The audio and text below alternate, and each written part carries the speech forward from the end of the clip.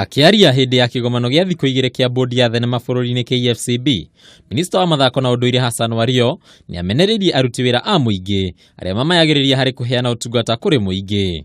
Wario ugĩte ũndũ nĩ ũcũngagĩrĩria muingi ũrĩa nĩguo ũrĩhaga aruti wĩra aya gũthĩnĩkana kwaga kwamũkĩra motungata matiganĩte ta ũrĩa kwagĩrĩire.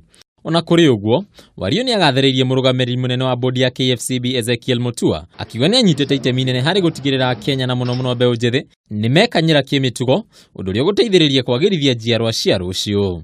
KFCB has grown and grown and grown and grown that it is the leading agency within our Kenya film sector.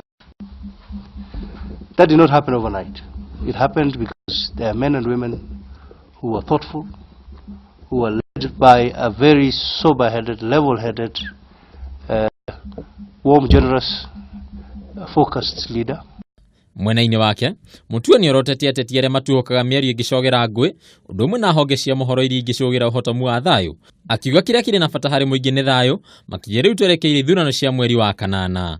Over the past few weeks, our media monitoring units has picked clips related to some of the political statements, some of them actually in vernacular stations. And there are certain vernacular stations that are even inviting politicians for live programs on air and allowing discussions that border on hate speech. Kigomano gĩkĩ kĩraharĩrio mũkawa-inĩ wa Sawela mwena wa Naivasha. Handũ-inĩ ha Kameme TV, njĩtagwo Mbataru wa Mwangi.